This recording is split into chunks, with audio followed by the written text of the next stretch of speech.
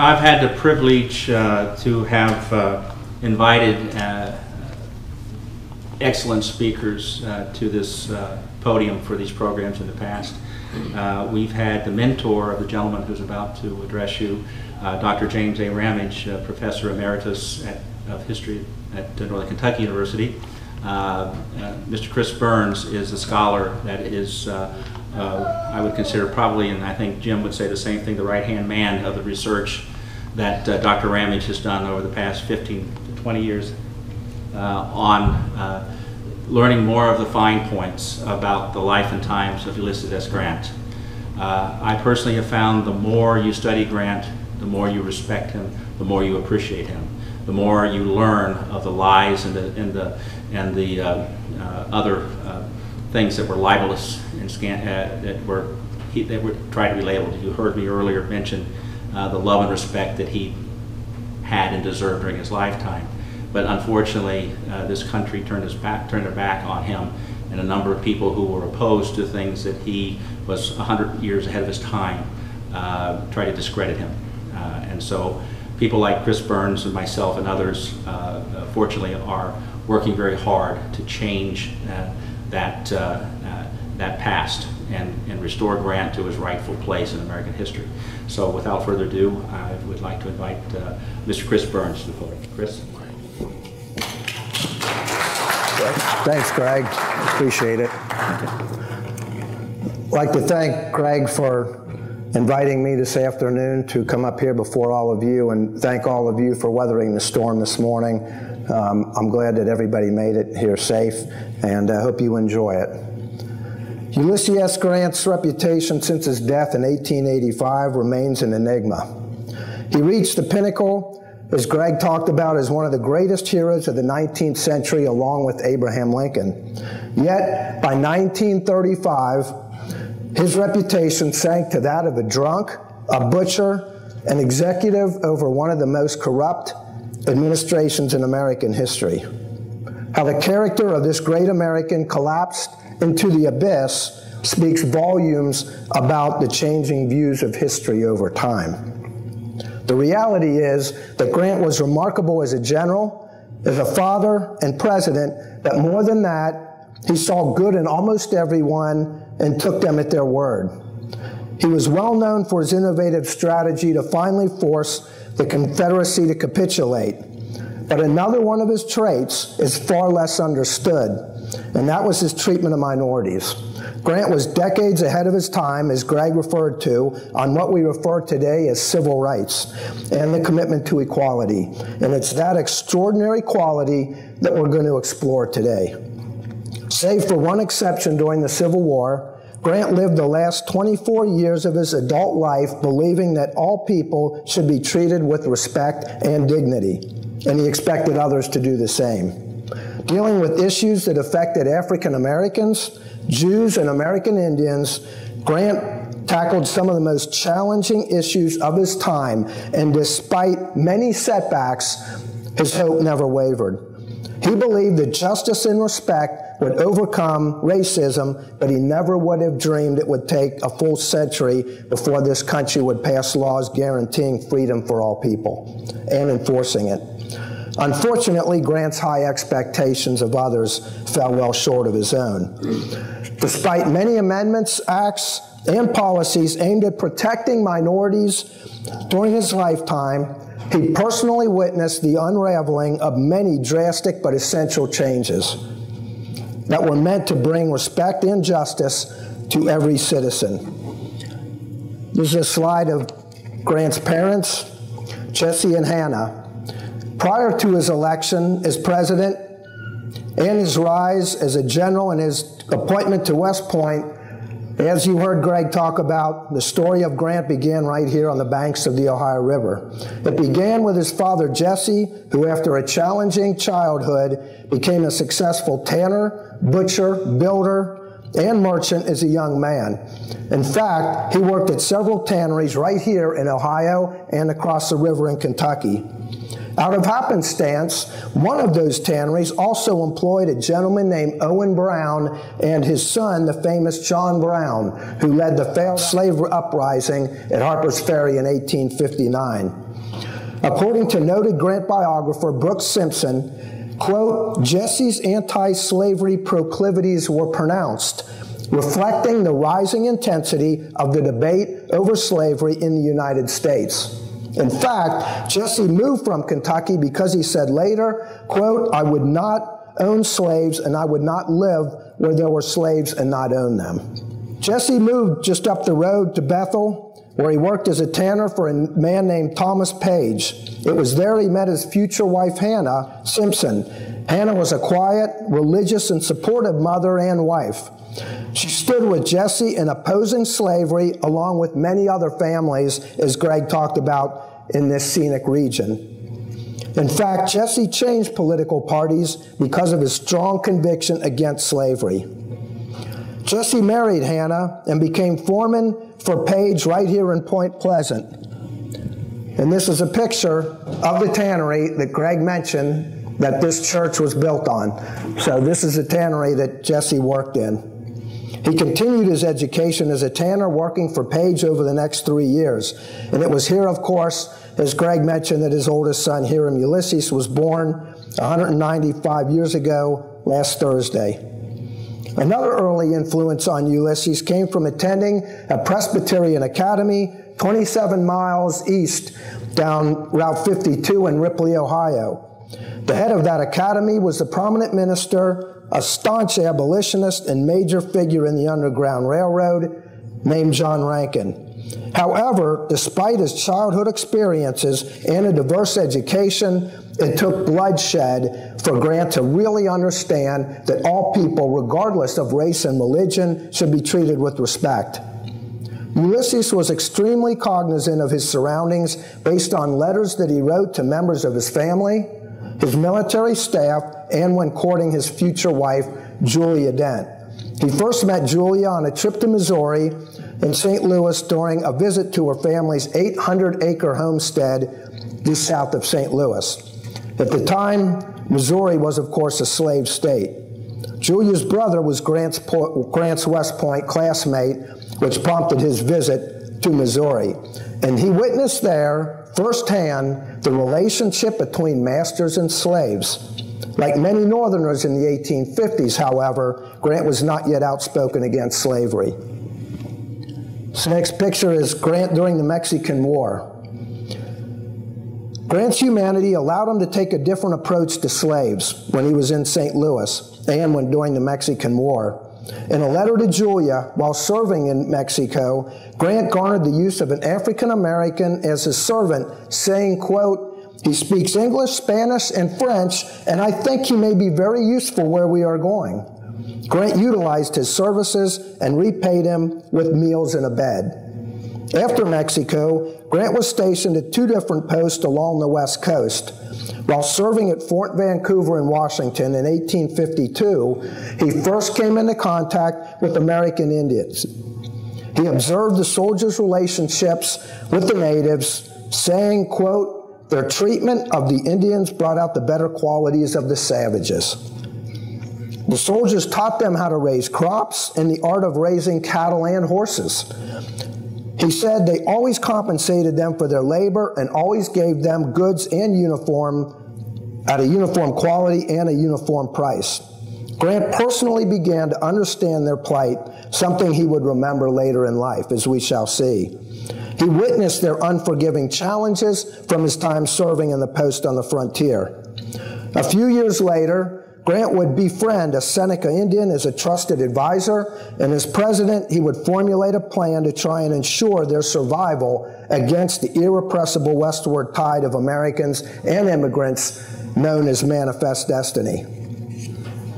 In 1854, through a combination of boredom and alcohol, Grant resigned from the Army and returned to his wife Julia and their children in St. Louis.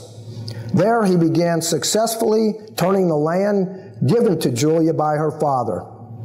He was successful until he came down with malaria, which essentially disabled him for months during the height of growing season. His financial situation at that time became grim enough that he could have sold a valuable slave that he acquired from his father-in-law. The slave was worth enough, close to $1,000 at this time, in the mid-50s, he could have paid most of his debt, but instead, Grant signed papers legally allowing him to grant his freedom.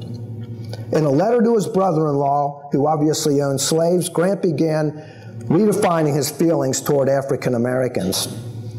He wrote that racial prejudice was, quote, senseless, but it does exist. I don't know why a black skin may not cover a true heart as well as a white one, he said. Once the Civil War commenced, though, in 1861, and Grant was named a colonel of an Illinois regiment, then he became the focal point as a commander.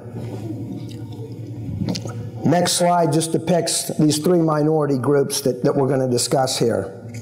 The war eventually engulfed the entire army, including Jews, African Americans, and Indians in the 4-year struggle that would determine both our fates and their fates as Americans. In turn, their struggles, ironically, helped define Grant, not only as a general, but the maturity of his character as a man. And by April of 1865, those uncommon relationships would bring the victorious general both retribution and immense success. In April of 1861, only a week after Fort Sumter was fired on, Grant expressed a strong conviction concerning the consequence of secession. In all this, he said, I can see but the doom of slavery, in a letter that he wrote to his father-in-law, Colonel Dent. His prediction came to fruition, but at a cost far greater than anyone perceived once the fighting commenced. Out of the inconceivable price in blood, surpassing 650,000 people, thousands were African Americans, Jews, and American Indians. This is what some of the freedmen were helping with during the Union prior to emancipation. You can imagine how terrible a job this would have been. And most of it was done by African Americans. Grant came to believe strongly that utilizing the skills of all of these and labor would benefit the Union. Though not given much as a consideration or a class prior to 1860, each one would prove their mettle both on the home front and in war. Grant's personal letters, the published writings from his staff and by African Americans such as Frederick Douglass clearly define his feelings and actions. However, the perpetrators of what became known as the lost cause myth, as well as future biographers, would diminish Grant's treatment of minorities. The rumors that became myth were slowly crystallized into facts by Southern writers after the war. Their goal was to win the war of words, and it became the standard for decades after 1900. Based on Grant's own letters, by the time of the Civil War, he came to respect African Americans as Americans. Grant believed strongly that once the Southern plantation owners lost control of the market, they would never again regain it, which in turn would reduce the value of slaves to such an extent, quote, they will never be worth fighting over again. He came to view slavery as not only degrading, but also holding the country back from becoming a great nation. After 1862, he never referred to those around him as slave or contraband in his letters home, but as Negro men or servants. Grant's record as a humanitarian during the war was clearly evident in the fall of '62, even prior to the Emancipation Proclamation. He began using African Americans to work on fortifications for the Army while sending women and children to safe camps. He knew from his days in St. Louis that they would become valuable workers. And that was something very few other people at this time understood. This is, of course, a depiction of slaves moving towards the Union lines as they continued to move further west and south in 1863. Grant also understood that utilizing them for garrison duty would free white regiments to participate in offensive that would eventually end the war earlier. As he did in Mexico, Grant employed the use of a young escaped slave named Bill. Bill came into Grant's camp and began assisting the cooks without any direction or order. Horace Porter, one of Grant's known biographers and also a member of his staff, said Bill attended to many of Grant's needs as well as those of his staff. Grant was impressed enough that he kept him on staff not only during the war, but also during his presidency. Once Grant began the Vicksburg campaign in late 1862, he considered how to feed his army by living off the land as opposed to maintaining a protracted, vulnerable supply line deep in Confederate territory. A major challenge to that, and advancing into Mississippi, of course, was how to feed and handle hundreds of African Americans that were entering his lines voluntarily every single week and attempting to escape slavery and avoid the Confederate Army. Grant said humanity forbade allowing them to starve. So decisively, he deduced that since the crops were ripe and in need of harvesting, he would employ African Americans in the fields and pay them for their labor. In November of that year, he named John Eaton, a competent Ohio chaplain, to supervise them as laborers in Grant's military district. As Grant's superintendent of Negro Affairs, Eaton eventually supervised the establishment of 74 schools for freedmen during his time. Eaton said of Grant's treatment, quote, "Never before in those early and bewildering days had I heard the problem of the future of the Negro attacked so vigorously and with such humanity, combined with good practical sense."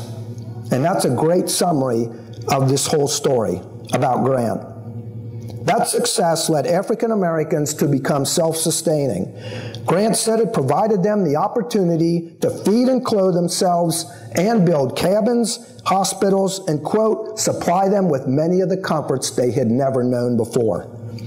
His wartime record was evidence of his strong belief in cultivating opportunities for minorities. That belief helped provide the idea to establish a Negro paradise at Davis's Bend. Davis's Bend was 2 cotton plantations that totaled 11,000 acres owned by Jefferson Davis, the Confederate president, and his brother prior to the war.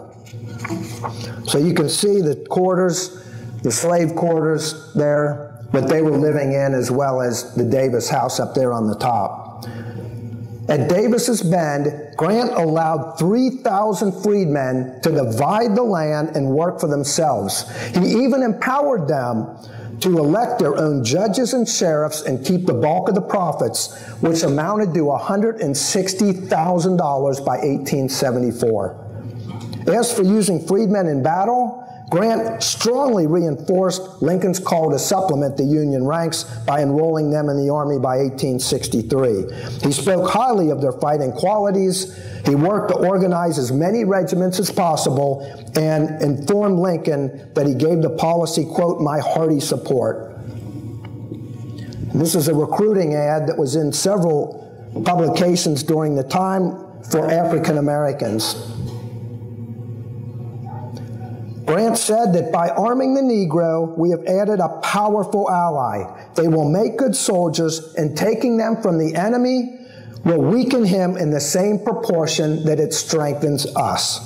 He also demanded equal treatment of black prisoners of war and threatened retribution if they were executed or re-enslaved, which is what many of the Confederates threatened to do. That quickly changed the threats of many of the generals, to execute all captured Americans as well as their white officers. Grant later described his evolution concerning slavery to Prussian President Otto von Bismarck in June of 1878 during his 2-year trip around the world. This, of course, is Otto von Bismarck up here. Bismarck remarked how terrible it was that America was engulfed in a civil war just to save the Union. Grant commented that it had to be done. But beyond that, as soon as slavery fired upon the flag, we all felt that slavery must be destroyed. We felt that it was a stain to the Union that men should be bought and sold like cattle. There had to be an end to slavery. A final statement demonstrates his grasp of the Southern mentality in defense of slavery, something that also took him a while to understand. Then we were fighting an enemy with whom we could not make peace. We had to destroy him. No convention, no treaty was possible, only destruction. That knowledge inspired Grant to bring the war to the doorstep of Southern civilians, which he correctly perceived would eventually break their spirit as well as defeat their armies. His goal was to win the war using every means necessary, and of course, as we know, he did just that. During the 4-year struggle, Grant followed Army protocol for all personnel within his military districts without consideration to race or religion, save for one exception. Prior to the war, the Jews were a small but growing class of immigrants that were spread throughout the North and the South. And by 1860, there was approximately 150,000 Jews living in the United States and U.S. territories. Some of them were employed as traders, some as sutlers to the army, while many began new lives in small towns. During the war, disruption generated, of course, opportunities for smuggling, particularly cotton, which was still needed in large quantities by the North for uniforms, supplies, and civilian clothing.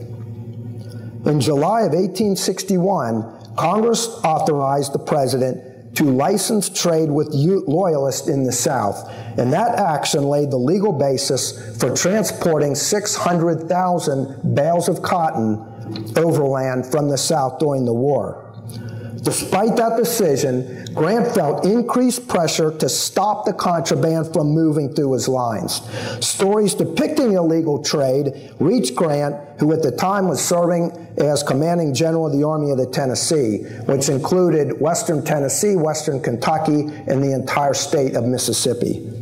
Grant had already removed a number of people from his district to deter further illegal trading. In 1862, Grant's father, Jesse, became a partner in a clothing manufacturing operation with Jewish immigrants from Cincinnati, known as the Mack brothers.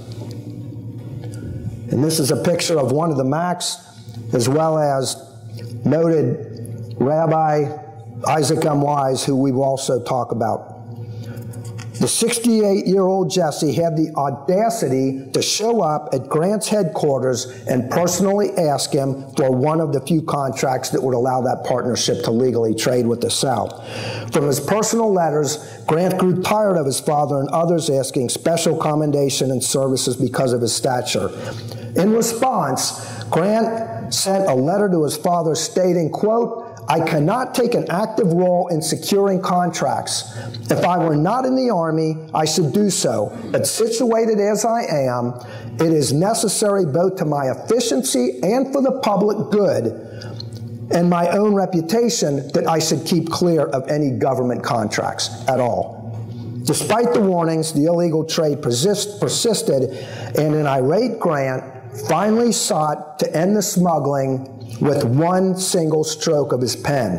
In a defining moment during the war, in the heat of battle, Grant made a crucial error in judgment by issuing what is known as General Orders No. 11 in December of 1862. The order expelled all the Jews as a class, and that included women and children. The order, as you can imagine, was extremely controversial and drove a deeper wedge into an already divided nation. It caused an uproar and backlash with the media and politicians alike. Sound familiar? Newspapers were quickly notified, and some began editorializing against Grant's decision. New York Times, January 18, 1863, stated, quote, "General Grant's order has the demerit of stigmatizing a class without signalizing the criminals. All swindlers are not Jews, and all Jews are not swindlers." Several Jews that were ordered to leave their homes in Paducah, Kentucky, were outraged enough that they traveled to Washington to personally ask Lincoln to rescind the order. Jewish author Jonathan Sarna, a recent author who wrote an entire book about this episode, claimed that that solitary act united the Jews as a single, powerful voice that would propel them into the national spotlight for the first time. One of the victims from Paducah was Caesar Caskell. This is a slide of Caskell. He was one of the irate Jews that followed the entourage to Washington, D.C. He had help from Isaac M. Weis, the prominent leader of the Jewish Reform movement in the United States, from Cincinnati. He also had an Ohio congressman that assisted him. Caskell was successful enough in scheduling a meeting with President Lincoln. Lincoln is said to have asked, "And so the people of Israel were driven from the happy land of Canaan." Caskell responded, "Yes, and that is why we have come unto Father Abraham's bosom, asking protection." To which Lincoln answered, "And this protection they should have at once." Lincoln ordered General-in-Chief Henry Halleck to rescind the order immediately, and Halleck did so to a strongly worded letter to Grant, January 4th of 1863. The responses revealed the deep divisions that existed relating to the Jews at that time. Isaac Weis wrote a scathing editorial in his newspaper, The Israelite. In his response, he claimed the order was, quote, "an outrage without precedent in American history." He urged every honest citizen of the Republic to bring the matter to Lincoln and demand redress, which of course would happen. He also sent a contemptuous letter to Secretary of War Edwin Stanton. In it he said, "It is not necessary to tell you that the above proceedings are illegal and contrary to the laws of this country. You know that the genius of the 19th century blushes at the relics from the ages of darkness."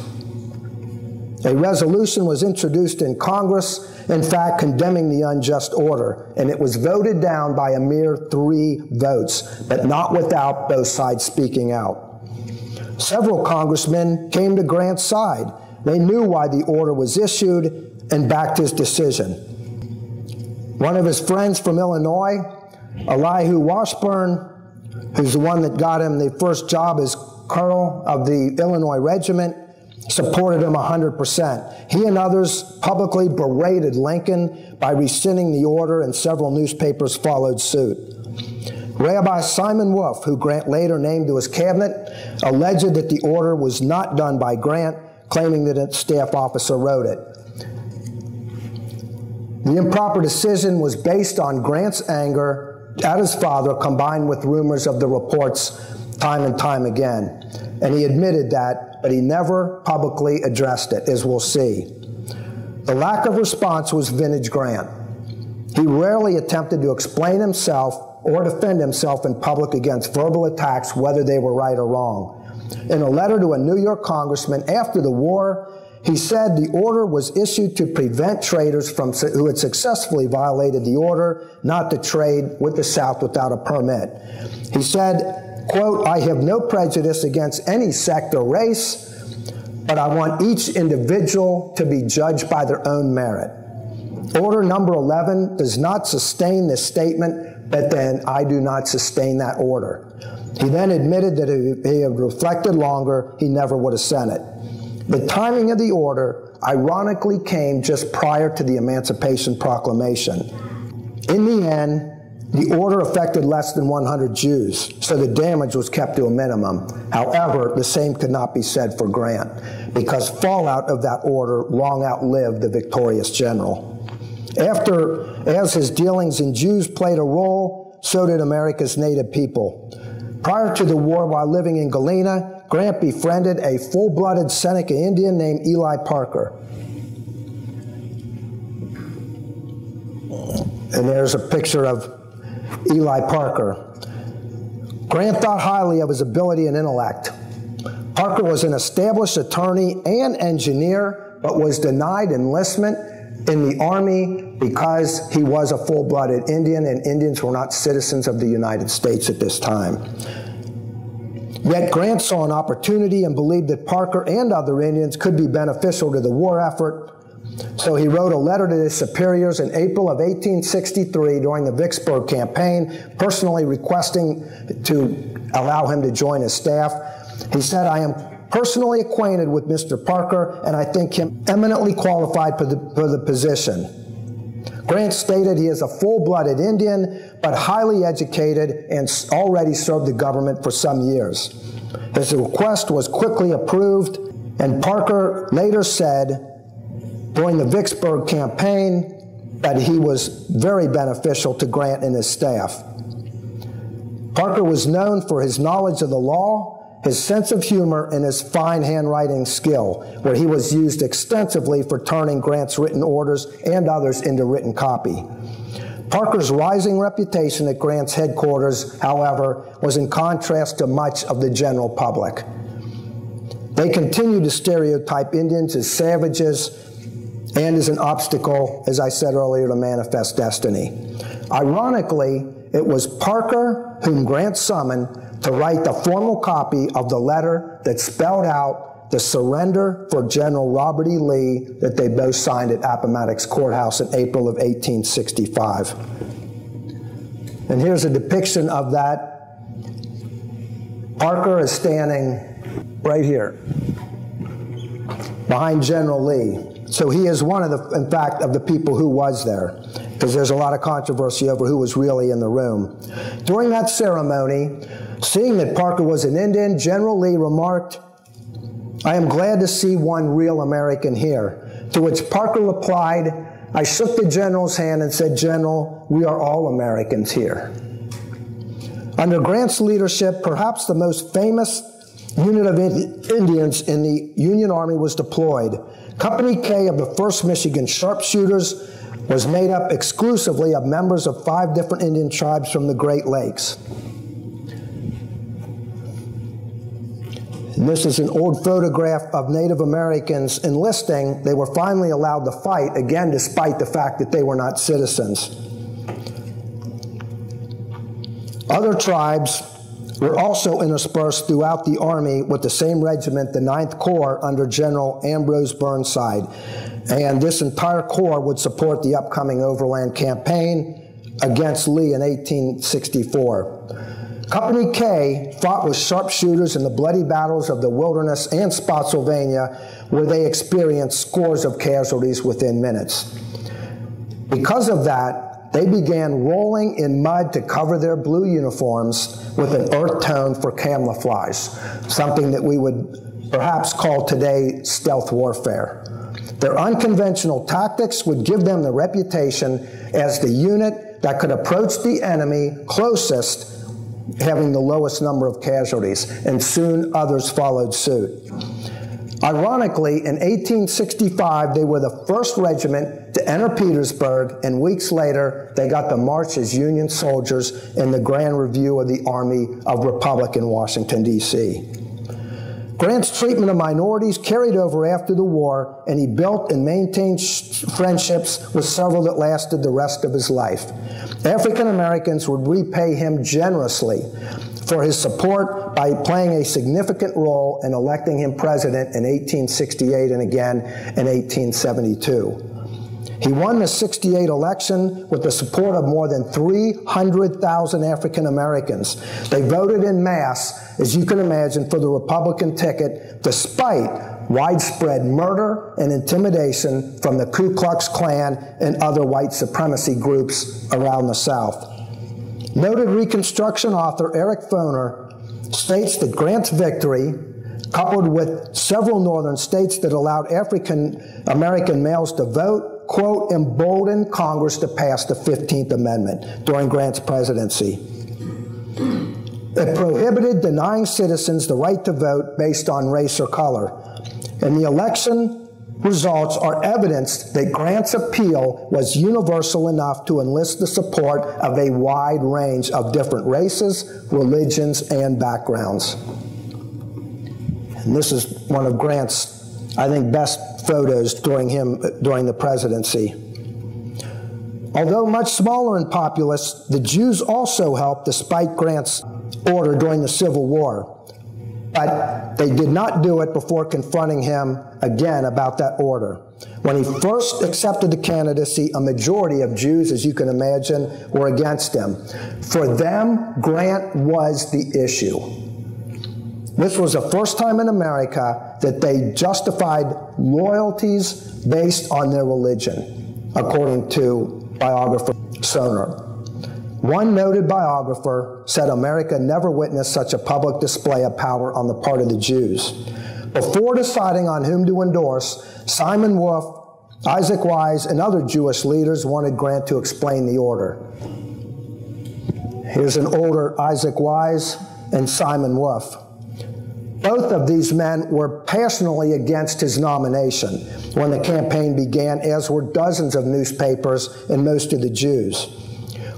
Wolf, however, received a positive explanation from Grant's friend, former military secretary Adam Boudreaux. In addition, noted Civil War historian Dr. Jim Ramage believes the tipping point for Jewish forgiveness of Grant was his letter to a gentleman named Isaac Morris, written and sent prior to the election. Grant received hundreds of letters on the subject, and his response to Morris and another to Adolph Moses served as his only reply publicly. He hoped that they would publish it, and Morris's letter was published in the New York Times in October of 1868. And it stated that he had corresponded with Grant and that reparations had been made. Grant's letter said in part, "I do not pretend to sustain the order. The order was made and sent out without any reflection, without any thinking of Jews as a sect or race themselves, but simply as the person who successfully violated the order." Sarna wrote that the Jews cheerfully united in praise of Grant, and understandably so. The results substantiated his popularity among minorities and their beliefs that he would promote their issues as well as all Americans as president. Based on the limited power of the presidency at the time, Grant attempted to do everything in his power to promote citizenship and equalities for African Americans, Jews, and American Indians. However, the latter were not granted the right to citizenship until 1924. The larger question that lay before Grant and the country was whether he could garner the support of the American public. In his first inaugural address in 1869, Grant reiterated his goal concerning suffrage. He said, "It should be approached calmly, without prejudice or hate or sectional pride. It seems to me very desirable that suffrage should be settled by now," which he meant by ratification of the 13th and 14th Amendments. Grant had no intention, in reality, of forcing immediate integration. In fact, he actually agreed with Lincoln and planned for admitting the rebellious states back in the Union without a lot of fanfare. But what helped change his mind is he expected equal treatment of African Americans and all other citizens under the law. And once violence erupted against the freedmen, he strongly enforced the 15th Amendment, the Ku Klux Klan Act, and several other federal policies aimed at protecting minorities. Grant believed strongly that he ordered federal marshals to relentlessly seek out and destroy the Klan, thus handing him one of his greatest successes as commander-in-chief. Though others stepped in, the Klan was essentially eliminated from widespread terrorism for the next 40 years. Grant defended his response in his annual message to Congress in 1874. He acted quickly and decisively in protecting the freedmen, regardless of Southern reaction and public opinion during his first term. Because of his commitment, Frederick Douglass and other African Americans worked hard on his behalf. Douglass said of Grant in Richmond in 1872, "I know the man. I like the man in the presidential chair. Such is the poor people of my race, as well as the poor people of every race, can approach and approach easily." Another African American who befriended Grant from Galena, Illinois at his time up there said, quote, "Grant was a humane conqueror and the benefactor of an enslaved and despised race, a race who will ever cherish and have a grateful remembrance of his name, fame, and great service to this country." Grant and the Republicans approved measures for ensuring equality for African Americans. Douglass and other African Americans nationwide were personally involved in ensuring their own freedom as well, both during the war and after. They took the fight to the South in many ways and fervently backed those who supported them after the war, as we saw. A major concern during Grant's presidency was how he could extend the authority to sustain the changes brought about by suffrage. Those opposed, both at the time and later, asserted that the tactics championed by Grant and the radical Republicans had a destructive cost for Republicans and the minorities. Some believed that Grant and the radicals had overstepped their authority. In fact, some of the detractors became the authors of the lost cause myth. That mindset grew from a combination of defeated generals after the war, as well as Southern women and finally academia. They created and obscured the real causes of the war, the emancipation of 4 million slaves, according to Eric Foner. Grant argued against the lost cause mentality, as did Foner. One of the greatest triumphs for equal rights in American history, Foner said, was obliterated and reduced to, quote, a war of a noble tragedy pitting brother against brother. African-American W.E. Du Bois and others felt that the lost cause myth disregarded the actual causes of the war and replaced it with a manufactured account buried beneath, quote, a mass of ridicule and caricature, deliberate omission and misstatement. Grant answered his critics at the time by addressing Congress. He stated that, quote, social ostracism for opinion's sake, personal violence toward persons entertaining political views opposed from those entertained by the majority of the old citizens, by which he meant the South, prevented immigration and the flow of much-needed capital in the states lately in rebellion. Unlike the Southern cynics, Grant understood both the human and economic opportunities that were unleashed as a result of the war. He refused their attempt to divert his energy away from accomplishing what he knew was right. And once in office, his innate determination to help others and to uphold the law, included improving the lives and protecting both freedmen and Indians, as well as opportunities for Jews. As for the latter, one of his first appointments was naming Rabbi Wolf as his primary advisor on Jewish and German relations.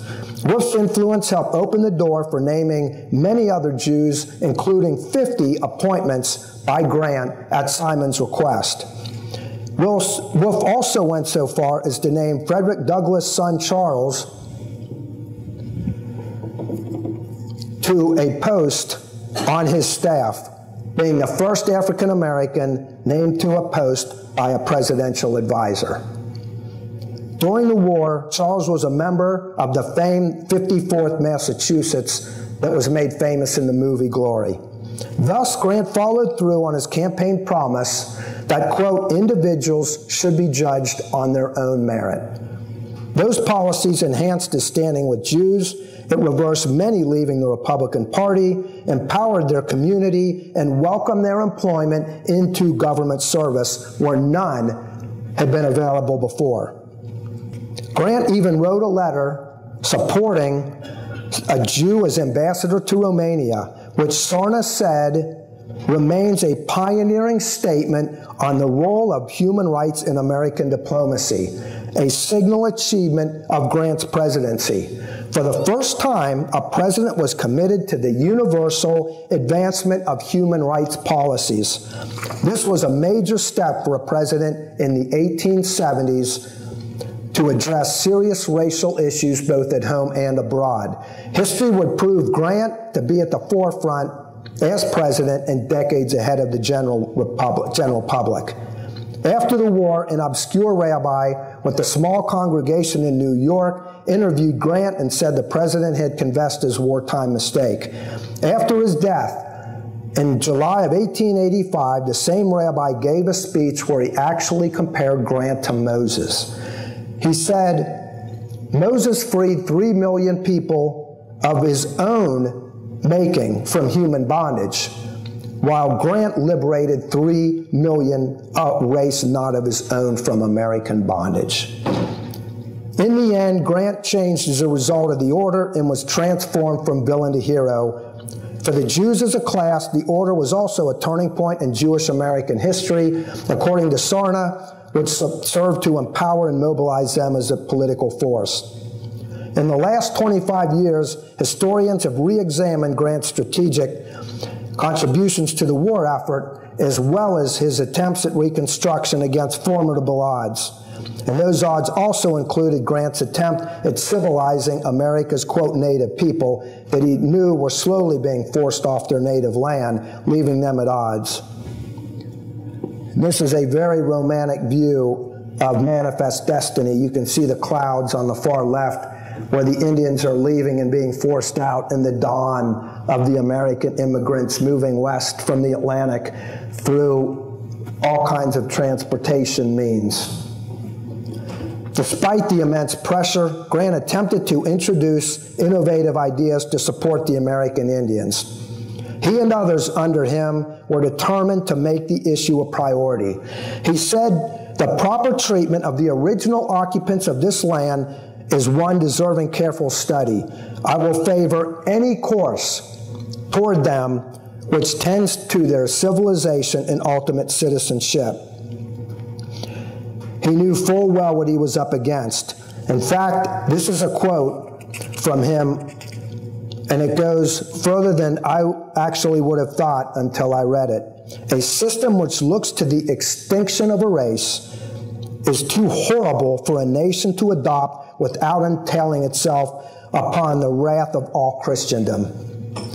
He felt that the safest option was to place the Indians on reservations and allow them to establish their own territorial government for their own protection, but he wanted something more. To salvage the relationship that was deteriorating rapidly, Grant recommended, quote, liberal appropriations to carry out the Indian peace policy, not only because it's humane, Christian-like, and economical, but because it is right. In order to carry that out, he received a major gift when Congress appropriated $2 million before they went out of their session, but they did not tell him how to spend it. And his peace policy was instrumental in many ways. First, he named his former military aide and Seneca friend, Brigadier Eli Parker, as Commissioner of Indian Affairs. Parker became the first non-white ever named to a federal position of this magnitude. And that revealed to Grant and the Indians that he was forging a new policy. Second, he knew that corruption existed in the Department of Indian Affairs, so he created a new board of Indian commissioners that would be directed by religious and philanthropic leaders. One of the best quotes was by a group of Benedictine fathers who worked with the American Indians, and they understood their opportunity. In it, the goal from their perspective was, quote, to give the savages the Bible instead of the fort, the church instead of the stockade, the missionary instead of the soldier, peace instead of war, life instead of death.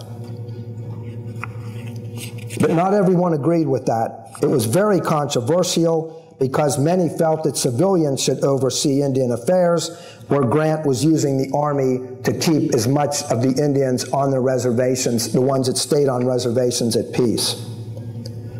The truth is that Grant was willing to try anything, and the peace policy was a well-meaning attempt by Grant and his administration. His benevolent approach speaks to the humanity and character, however naive, against the mainstream of Americans during the mid-19th century. He even pursued creating a territory or state for Indians where they could control their own destiny, and he would enforce it. Grant penned his appreciation in a personal letter to Eli Parker when Parker resigned in 1877. He said, quote, "Your management of the Indian Bureau has been in entire harmony with my policy, which I hope will tend to the civilization of the Indian race." And this is Parker's grave. And what I think is interesting about this and why I included it, you can see that General Grant's staff, that the size of those letters are as big as Eli Parker, bigger than the fact that he was a Native American, bigger than everything else on there. That's how important Eli Parker and the people who, his family that made this, thought that Grant was in their lives. It speaks volumes, in my opinion. In the end, Parker became for the Indians what Simon Wolfe was for the Jews.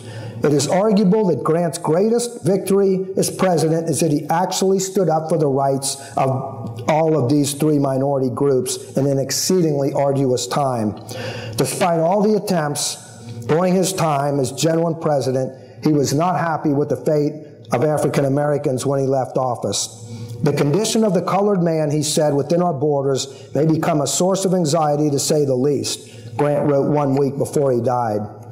He still maintained that the best solution was to annex Santo Domingo, now known as the Dominican Republic, and allow African Americans to migrate there. Lincoln also backed that option before he was assassinated. Grant's foresight about the South after the war regarding the treatment of African Americans and the economic cost proved correct, and it's something he also does not get credit for. The South changed sluggishly over the next 50 years in terms of both investment and development, just as Grant had foreseen. His letters and speeches are a testament to his innate belief that everyone deserved to be treated with respect. He practiced what he preached, and he chose to see the good in almost everyone. In essence, he was as close to being colorblind to religious differences, particularly in his time, as much as anyone was. Grant believed that the goodwill expressed during his year-long battle with throat cancer in 1884 and 5 was the foundation of a new movement that would finally unify America. Well wishes, he said, came from all parts of the country. They came from individual citizens of all nationalities and all denominations, the Protestant, the Catholic, and the Jew, and from various societies of the land, scientific, educational, religious, and otherwise.